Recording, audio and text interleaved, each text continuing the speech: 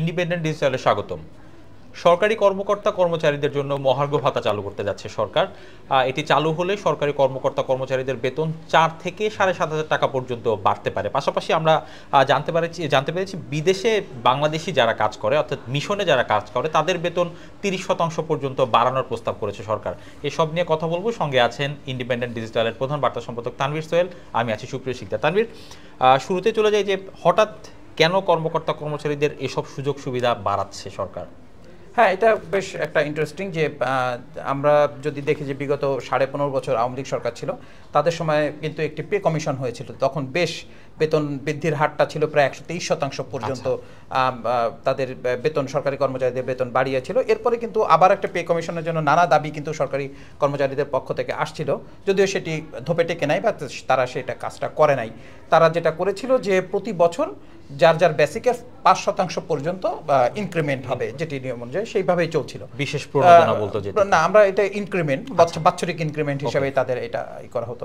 তো এর মধ্যেই হঠাৎ করে আসলে একটা বিপ্লবের পর বা গণঅভ্যুত্থানের পর যদি আমরা বলি যে একটা সরকার আসলো, কিন্তু সরকার এসে কেন সরকারি কর্মচারীদের বেতন ভাতার প্রতি এত আগ্রহ তৈরি হলো তাদের, এবং আপনি জানেন যে আমরা যদি শুরুতে বলি যে মহার্ঘ ভাতার কথা যে প্রথম ঘোষণাটা আসছে, সেটি যখন বাস্তবায়ন করতে হবে তখন সরকারের প্রতি বছর কিন্তু 7,000 কোটি টাকা অতিরিক্ত খরচ হবে। পাশাপাশি আপনি যেটি বললেন যে বিদেশি মিশনগুলোতে তাদের ভাতা, তাদের আসলে বেতন বাড়ানোর বিষয় না, বেতন একই সঙ্গেই বেড়ে যাবে, মহার্ঘ ভাতার সঙ্গেই তাদের বেতন বাড়বে।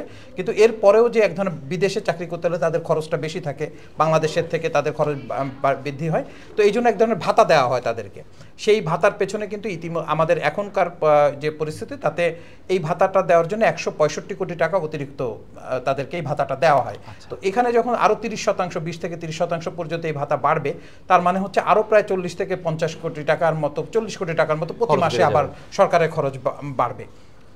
তো এর পাশাপাশি যদি আপনি দেখেন যে অনেক রিটায়ারমেন্ট করা কর্মকর্তা, তাদেরকে ফিরিয়ে আনা হয়েছে, তাদেরকে প্রমোশন দেওয়া হয়েছে। প্রমোশন দেওয়ার কারণে কিন্তু স্বাভাবিকভাবেই তারা যে অর্থনৈতিক সুবিধাগুলো পাবেন, অর্থাৎ পেনশনে যাওয়ার কারণে সুযোগ সুবিধা পাবেন, অন্যান্য যে সুযোগ সুবিধা, সেটিও একটা বড় অঙ্কের টাকা তৈরি হবে। অর্থাৎ এই সরকারটা কেন মানে সরকারি কর্মচারীদের নিয়ে এত ব্যস্ত হয়ে আসলেন, সেটি আসলে এক ধরনের মানুষের মধ্যে এক ধরনের কৌতূহল তৈরি হয়েছে। যে সবসময় বলা হয় যে আমলাতন্ত্র সরকারকে নষ্ট করতেছে, বিভিন্ন সরকারগুলোকেই করছে। সরকার কি তাহলে এই সরকার কি একই পথেই হাঁটতেছে কিনা, যে না আমলাদেরকে খুশি রাখলে আমরা আসলে ঠিকমতো দেশ চালাতে পারবো বা তাদেরকে খুশি করাটাই আমাদের মূল কাজ হয়ে যাবে। কিন্তু যদি আমরা গণঅভ্যুত্থানের কথা বলি, ছাত্ররা যেটা বলছে, বিপ্লবের চেতনার কথা বলছে, সেখানে কিন্তু সরকারি কর্মচারীদের কোনো ভূমিকা বা কোনো কিছু কিন্তু অতীতে কখনো কোনো কিছুতেই দেখা যায় নাই। বরং বলা যায় যে এই যে সরকারগুলো বিভিন্ন সময় স্বৈরাচার, ফ্যাসিস্ট আমরা যেগুলো বলি, বা একনায়কতান্ত্রিক যে আচরণ, তারা কিন্তু সব এই সহায়তাগুলো কিন্তু তারা সরকারি কর্মচারীদের কাছ থেকে পেয়েছে, এবং তারা এগুলো বাস্তবায়ন করছে। সবসময় তারা সরকারকে একটা রাক্ষসে পরিণত হওয়ার মতো অবস্থা তৈরির পেছনে কিন্তু সরকারি কর্মচারীরাই সবসময় কাজ করেছেন। তো এটি আপনি যে প্রশ্নটা আসলেন যে আসলে কেন, এর কারণ হচ্ছে যে হ্যাঁ, বেতন ভাতা বাড়াইতেই পারে, এটা কোনো সমস্যা না, দোষের কিছু নাই। কিন্তু যে পরিস্থিতিতে আপনি বেতন ভাতা বাড়াচ্ছেন, তখন আপনার কাছে কিন্তু টাকা নাই। আপনি সরকার টাকা ছাপাচ্ছেন, আপনি টাকার খোঁজে হন্যে হয়ে ঘুরছেন। ঠিক সেই সময় আপনি মানুষের উপরে কর বসায় দিলেন, যেখান থেকে আপনি বলছেন যে 12,000 কোটি টাকা আপনি সেই করের অতিরিক্ত কর যে মানুষ দিবে, সেটা থেকে আপনি এই আয়টা আসবে আপনার। তো সেখানে যদি আপনার 7,000 কোটি টাকা আপনি দিয়ে দেন, বেতন ভাতা বাবদ দেন, নতুন করে অন্য যেটা বৃদ্ধি হলো সেখানের জন্য যদি আরও 500 কোটি টাকা চলে যায়, আদার্স অন্যান্য, তার মানে পুরো সিস্টেমটাই কিন্তু দেখা যাচ্ছে যে যে টাকাটা হবে তা আসলে তাদের পেছনেই চলে যাবে। ফলে সাধারণ মানুষ দুইভাবে ক্ষতিগ্রস্ত হয়। এখানে আমি আপনাকে বলি, যেটি হচ্ছে যে এই যে করের বোঝাটা তার উপরে আসলো, তার জনজীবনে এটা ব্যয় বাড়বে। সেকেন্ড হচ্ছে যখন এই বেতন ভাতাগুলো তাদের বেড়ে যাবে, তখন কিন্তু আরেক দফা জিনিসপত্রের দাম বাড়বে। সেক্ষেত্রে তাদের বেতন ভাতা বাড়ার কারণে তারা হয়তো কেনাকাটায় একটু স্বাচ্ছন্দ্য বোধ করলেও এই যে বৃহৎ অংশ, বাকি যে প্রায় আমরা যদি 17 কোটি মানুষের কথা বলি, তার মানে সরকারি কর্মচারীদের জন্য এই 13 থেকে 21 লাখ সরকারি কর্মচারী আছেন, তাদের ফ্যামিলি হিসেব করলে হয়তো 1 কোটি পরিবার এদের উপর ডিপেন্ডেন্ট। 1 কোটি মানুষ এদের উপরে, বাকি যে 16 কোটি মানুষ তাদের কিন্তু আবার এক্সট্রা খরচ হবে। ফলে যেটি হচ্ছে যে এই বেতন বাড়ানোর পেছনে আসলে কি লাভ, কি চিন্তা সরকারের, সেটা কিন্তু সরকার আসলে পরিষ্কারই করছে না। যে এবং আমার কেন অগ্রাধিকারের কাজের 5 মাসের কাজের অগ্রাধিকারের মধ্যে কেন এইটা আমার প্রয়োজন হলো, সেটিও কিন্তু সরকার পরিষ্কার করছে না। এটি মূলত আসলে মানুষের। তানভীর, আমি আপনার কাছে একদমই ছোট করেই জানতে চাই যে আপনার আসলে মতামতটা কি, যে যখন মানুষের উপর শতাধিক পণ্যে ভ্যাট ট্যাক্স বাড়ানো হচ্ছে, যদিও দু একটি নিয়ে আবার আলোচনা হয়েছে, কিছুটা কমিয়েছে, তারপরও মানুষের উপর যে অতিরিক্ত বোঝা চাপিয়ে দেওয়া হলো, এই বোঝা থাকার সময়ই আবার সরকারি কর্মকর্তা কর্মচারীদের বেতন বাড়ানো নিয়ে আলোচনা হচ্ছে, এটি কতটুকু যৌক্তিক? না, সেটি আমরা বলছিলাম যে আসলে মানে ওই যে বললাম দৃষ্টিকটু লাগে। আমরা নিশ্চয়ই যারা চাকরি করেন তাদের সুযোগ সুবিধা বাড়বে, তাতে কোনো সন্দেহ নেই, বাড়া উচিত। আমরা আমাদের সরকারি কর্মচারী যে অনেক বেশি বেতনে চাকরি করেন তা তো আসলে নয়। কিন্তু কথা হচ্ছে যে দেখেন, আপনি এই 5 আগস্টের ঘটনার পর যদি বলেন বহু মানুষ চাকরি হারাচ্ছে, আপনি দেখেন সড়কে মানুষ নেমে যাচ্ছে তাদের কারখানা খুলে দেওয়ার দাবিতে, অর্থাৎ কারখানাগুলো বন্ধ হয়ে আসতেছে, প্রচুর মানুষ বেকার হয়েছে। এটা কিন্তু কোনো মানে এর জন্য স্ট্যাটিস্টিক লাগবে, পরিসংখ্যান লাগবে, বিষয়টা তা নয়। তো একদিকে আপনি মানুষ চাকরি হারাচ্ছে, আপনি বিদেশি বিনিয়োগ দেখেন 71% পর্যন্ত কমেছে। হ্যাঁ, দেশের ভেতরে যারা, তারা কিন্তু অনেকটা শেকি যে আমি একটা নতুন ইনভেস্টমেন্টে যাব বা আমি একটা নতুন প্রতিষ্ঠান করব, এটা কিন্তু তারা করছেন না। কারণ এটা হচ্ছে যে তারা টাকাটা নিজের কাছে রাখছেন। ফলে একদিকে মানুষের হাতে টাকা যাচ্ছে না, অন্যদিকে আপনি মানুষের কাছ থেকে টাকা নিচ্ছেন এবং একটা সরকারি সুযোগ সুবিধাটা বাড়াচ্ছেন। এবং এই সরকারের কোনো দায় নাই সরকারি কর্মকর্তা কর্মচারীদের বেতন বাড়ানো, তাদের সুযোগ সুবিধা বাড়ানোর কোনো দায়, কোনো ম্যান্ডেট তাদের কাছে ছিল না। কোনো মানে আমি বলবো যে তারা মানুষের কাছে এই ওয়াদা দিয়েও তারা এইখানে আসে নাই। তারা কিন্তু আসছে যে অভ্যুত্থানের কারণে মানুষের মৌলিক অধিকারগুলো করার জন্য, বাক স্বাধীনতার প্রসঙ্গগুলো আসবে, মানুষ অর্থনৈতিকভাবে আর একটু ভালো অবস্থায় আসবে, এই বিষয়গুলোই কিন্তু মানুষ তখন মূলত, আপনার যদি আমরা মোটা দাগে বলি যে শেখ হাসিনা সরকারের উপরে ক্ষোভের জায়গাটা ছিল এই ব্যাংক খাতগুলো ধ্বংস হয়ে গেছিল। অর্থনীতিতে আমরা নানা ধরনের বলছিলাম মূল্যস্ফীতি, অর্থাৎ জিনিসপত্রের দাম বাড়া, সেটি নিয়ন্ত্রণ করবে। এবং জিনিসপত্রের দাম বাড়ার জন্য কিন্তু সিপিডি সহ যারা, তারা কিন্তু সবসময় দায়ী করে আসছে যে চাঁদাবাজি, পুলিশের চাঁদাবাজি, নেতাকর্মীদের চাঁদাবাজি, রাস্তায় রাস্তায় ধাপে ধাপে চাঁদা দিতে, এই জন্য জিনিস বাড়ে। তাহলে 5 আগস্টের পরে তো সরকার নাই, আওয়ামী লীগ সরকার নাই, তাদের পতন হয়েছে, সব সিন্ডিকেট আপনার ভাঙার দায়িত্ব ছিল মানুষকে সহায়তা করার জন্য। আপনি কোনো কিছু সেদিকে মনোযোগ দিবেন না, আপনি কোনো কিছু সেদিকে করবেন না, আপনি থাকবেন শুধু সরকারি কর্মচারীর কয়েকজন লোক জেনে, যারা হয়তো 21 লাখ বা আমি বললাম পরে পারিবারিকভাবে হয়তো 1 কোটি মানুষের সদস্য হতে পারে তাদের। তো এটি চোখে লাগে। না হলে যে আমি বলছি না যে কোনো সমস্যা, যে তাদের বেতন বাড়ানোর কোনো সমস্যা, সেটা না। কিন্তু সরকার অন্য কোনো দিকে কোনো কিছু করছে না। সে আয়ের খাত বাড়াতে পারে নাই, সে মানুষের সুযোগ সুবিধা বাড়াতে পারে নাই, সে শুধু একটা কাজ করে যাচ্ছে। এবং আমি তো দেখি যে প্রশাসন একেবারে ইনঅ্যাক্টিভ, পুলিশ প্রশাসন সবাই ইনঅ্যাক্টিভ। তাহলে তার বেতন আপনি কেন বাড়াবেন? তো সাধারণ নাগরিক হিসেবে কিন্তু মানুষের মূল কথাটাই এই জায়গাটাতে, যে কেন, তাদের কেন হঠাৎ করে তারা কি হলো, মানে বা তারা কি করতে পারবে এটার জন্য, যে যার জন্য আমার ভালো হবে। তো এই প্রসঙ্গটা যখনই আসছে, আপনি যেটি বলছিলেন যে যখনই আসছে তখনই কিন্তু মানুষ এখানে এক ধরনের বিরুদ্ধ, এক ধরনের ক্ষোভ প্রকাশ করছে। তারপরে কথিত আছে যে আওয়ামী লীগ সরকার 15 বছর ক্ষমতায় টিকে ছিল প্রশাসনের মাধ্যমে, যার কারণে পুলিশ থেকে শুরু করে সরকারি কর্মকর্তা কর্মচারীদের বেতন দফায় দফায় কয়েক দফা বাড়িয়েছে। আপনার কাছে কি মনে হয় এই সরকারের কি সেই একই পথে হাঁটছে? আপনি যদি বলেন, আমি বলি যে একই পথেই তারা যাচ্ছে। হ্যাঁ, তারা কি করছে, আওয়ামী লীগের যারা ঘনিষ্ঠ ছিল তাদেরকে বাদ দিচ্ছে, অন্যদেরকে আনতেছে। তারা, আমার কাছে মনে হচ্ছে সরকার মনেই করছে যে এই যে আমলাতন্ত্র, এদের ঘাড়ে চড়েই আমাকে এগোতে হবে, এছাড়া আমি টিকতে পারবো না।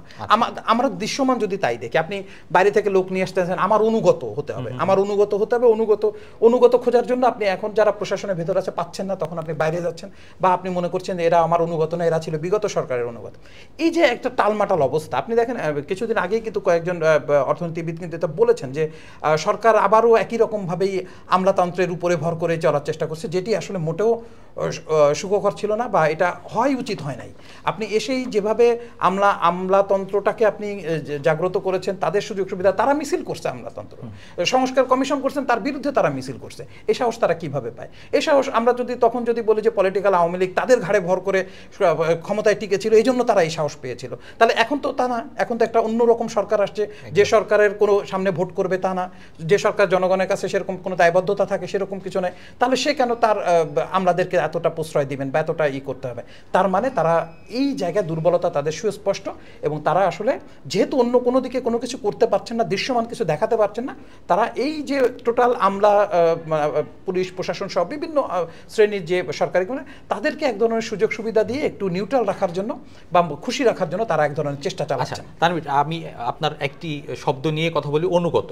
আমরা বলা হয় যে আওয়ামী লীগ তার ইচ্ছা মতন লোকজন এনে বিভিন্ন জায়গায় বসিয়ে একটি রাষ্ট্র কাঠামো তৈরি করেছে, যার কারণে সে স্বৈরাচার ভূমিকা পালন করতে পেরেছে। এই সরকারও তো দেখেছি যে দায়িত্ব নেওয়ার পরে কিছু মানুষকে সরিয়ে তাদের অনুগত মানুষকেই বসাচ্ছে। এটা কি বৈষম্য না? সেখানে কি যারা চাকরিরত ছিল তাদেরকে সরিয়ে দিয়ে যারা চাকরিতে ছিল না তাদেরকে আবার ফেরত আনা হচ্ছে? এটা কি এই সরকারের সাথে যায়? আমরা যে বৈষম্য আন্দোলনের ফলে সরকার পেলাম, যে তার সঙ্গে যায় না। আপনি দেখবেন যে চুক্তিভিত্তিক নিয়োগ নিয়ে কিন্তু সবসময় এক ধরনের কথা ছিল যে এটি কেন হবে, মানুষকে বৈষম্য সৃষ্টি হয়। আপনি বাইরে থেকে চুক্তিতে নিয়ে আসছেন, ফলে যার ওই পদে যাওয়ার কথা সে যেতে পারছে না। আচ্ছা, তো এটি তো অবশ্যই বড় বৈষম্য। তো একই কাজ আপনি করতেছেন, আপনি চুক্তিভিত্তিক একের পর এক নিয়োগ দিচ্ছেন, আপনি বাইরে থেকে নিয়ে আসতেছেন, মানে রিটায়ারমেন্ট করা 70-80 বছর পর্যন্ত তাদেরকে আপনি বিভিন্ন পদে পদে বসায় দিচ্ছেন। তো স্বাভাবিকভাবেই এটা তো বড় ধরনের বৈষম্য এখানে তৈরি হয়। এবং এই যে অনুগত খোঁজা, এটা এই প্রমাণ করে এই সরকারের আমলে একটা মেজর মানুষ যখন তাকে সাপোর্ট দিয়ে একটা সরকারকে হটিয়ে এই সরকারকে আনছে, সেটা প্রমাণ করে যে আসলে অনুগত ছাড়া, আমার কাছে মনে হচ্ছে যে প্রশাসনে অনুগত ছাড়া আসলে কোনো সরকার টিকতে পারে না। এই সরকারেরও সেই একই ধারণা হয়েছে, ফলে একে ওকে দোষারোপ করা এখন আসলে অনেকটা হাস্যকর হয়ে যাচ্ছে আর কি। সেম কাজ যদি তারা যদি 15 বছর এদের উপর ভর করে টিকতে চায়, আমিও মনে করি এই সরকারও আসলে এদের উপর ভর করে টেকার জন্যই তারা বেশি সরকারি কর্মকর্তা কর্মচারীদের প্রতি বেশি মানে তাদের প্রতি নমনীয় হচ্ছেন, তাদের সুযোগ সুবিধা বাড়ানোর চেষ্টা করছেন, মনে করছেন এটাকে ভর করে আমরা যে বৈতরণী বা আমরা যে সামনে এগিয়ে আরও কিছুদিন ক্ষমতায় থাকতে হবে আমাদের, সেই যে সময়টা এটা আমি এই কাজটার সঙ্গে আমাকে করতে হবে। আমার মনে হয়েছে যে এই প্রক্রিয়াটা আসলে অতীতে অন্যান্য সরকারের সময় যা ছিল এদের ক্ষেত্রেও তাই। তানভীর, এখন যদি নির্বাচন হয়, ধরে নিয়ে নির্বাচন হচ্ছে আমাদের অন্তর্বর্তী সরকারের অধীনে, বিএনপি যদি ক্ষমতায় আসে, তাহলে বিএনপি আবার এই কিছু প্রশাসনে রদবদল করবে, যেটা আমাদের রাজনৈতিক ধারায় চলে আসছে। তাহলে যারা সরকারি চাকরি করছে, যারা প্রশাসনে আছে, তারা কিভাবে তাদের জায়গাটা শক্ত করবে বলে মনে হয়? না, একটা কিছু হলেই তাদের বদল করে দেওয়া হচ্ছে, রাজনৈতিক আদর্শের কারণে হলো কিংবা অনুগত হচ্ছে, এই সব কারণে বিবেচনা তাদেরকে সরিয়ে দেওয়া হচ্ছে। এটা মানে কেন, কিভাবে সম্ভব এটা রোধ করা? আসলে এটা রোধ করা দৃশ্যমান যদি আমি বলি, তাহলে আসলে দেখা যাচ্ছে যে রোধ করাটা যাচ্ছে না। এর জন্য যে শুধু আমি বলবো যে সরকার দায়ী তা কিন্তু না। মানে হচ্ছে যে যদি এরপরে আমরা নির্বাচনের মাধ্যমে একটি সরকার আসে, আমরা স্বাভাবিকভাবে ধরে নিতে পারি বিএনপি ক্ষমতায় আসবে। তো বিএনপি যদি ক্ষমতায় আসে, সে অবশ্যই তার প্রশাসন চালানোর জন্য তার পছন্দের কিছু লোককে সে আনবে, এবং এই আনা নেওয়াটা ভেতরে ভেতরে কিছু কিছু ক্ষেত্রে থাকে। কিন্তু যে প্রবলেমটা তৈরি হয়েছে, যে আপনি জানেন যে আপনি দেখবেন পৃথিবীর আমেরিকার কথা যদি বলি, ইউরোপের অনেক জায়গায় কথা বলি, মূল ব্যক্তিদের কিন্তু তার অনুগত লোকই আনে, তার পছন্দের লোককেই সে বসানো হয়। আমি ধরলাম যে সেখানে কিছু বসলো বা বসবে, কিন্তু সমস্যাটা যেটা হয়েছে সেটা আসলে প্রশাসনে যারা চাকরি করে, পুলিশ প্রশাসন সব মহলে, তাদের অতিরিক্ত লোভ, ক্ষমতার কাছাকাছি থাকা, প্রচুর সম্পদ আহরণ করা, এই যে চেষ্টাগুলোর কারণে মূলত তারা তাদের অনুগত হয়ে যান। হ্যাঁ, তাদের এক ধরনের মানে অন্যায় সিদ্ধান্ত, অন্যায় কাজগুলোকে তারা প্রশ্রয় দেন। কারণ আপনি দেখবেন যে ডিসি নিয়োগ নিয়ে কি হচ্ছে, একটা DC, deputy commissioner, deputy secretary পদ আর কি, সেই পদের ডিসি হতে হবে, ডিসি হওয়ার জন্য ঘুষের একটা বিরাট চলে যায়। এসপি হতে হবে, তখন তাদের এই কথা, অন্যান্য বিভিন্ন জায়গায় ডিজি হওয়া বা একটা পদে যাওয়া, একটা জেলায় যে এই যে তাদের লোভটা, এটা কেন, এই যে পদে যাওয়ার যে লোভ, এটা কিন্তু শুধুমাত্র ঘুষ খাওয়া, এছাড়া আর কোনো কারণ নাই। আপনাকে ডিসি না বানায় যদি অন্য একজনের কারণে আপনি ডেপুটি সেক্রেটারি, আপনি আর একটা পদ দিল, আপনি এত লাফালাফি কেন করেন? আপনাকে অন্য জায়গায় যখন আপনাকে বদলি করে, আপনি বলেন আমাকে ভালো বদলি করা নেই। ভালো বদলি মানে কি? প্রশাসনে ভালো বদলি মানে হচ্ছে যেখানে ঘুষ বেশি সেটা হচ্ছে ভালো পোস্ট, যেখানে ঘুষ নেই সেটা হচ্ছে খারাপ পোস্ট। এটি হচ্ছে বেসিক, 80% ক্ষেত্রে এটি ধারণা। বাকি হয়তো কিছু কিছু পদ থাকতে পারে সম্মানের জন্য বা ইসের জন্য, সেটা অন্য ব্যাপার। তো এই প্রসঙ্গগুলো আসছে এবং এটা তো চলছে সঙ্গে। তাহলে যখনই অন্য আমরা কিন্তু গণমাধ্যমে এরকম লিখি, আপনি দেখবেন যে তাকে কম গুরুত্বপূর্ণ পদে, ভালো অফিসার কম গুরুত্বপূর্ণ পদে দিয়েছে। গুরুত্বপূর্ণ পদ মানে কি, যে পদ সেটাই গুরুত্বপূর্ণ। তাকে এখন আপনি এই যে জিনিসগুলো আমরা তুলে আনছি, তাদের মধ্য থেকে তুলে আনছে, তাদের ক্ষমতা, তাদের ঘুষের দেওয়া, তাদের পাওয়ার প্র্যাকটিস করার সুযোগ দেওয়া, এটাকে আমরা মনে করতেছি গুরুত্বপূর্ণ। এবং আমরা যারা চাকরি করছে, মানে যারা সরকারি চাকরি করছে, তারাও এটাকে এনজয় করছে।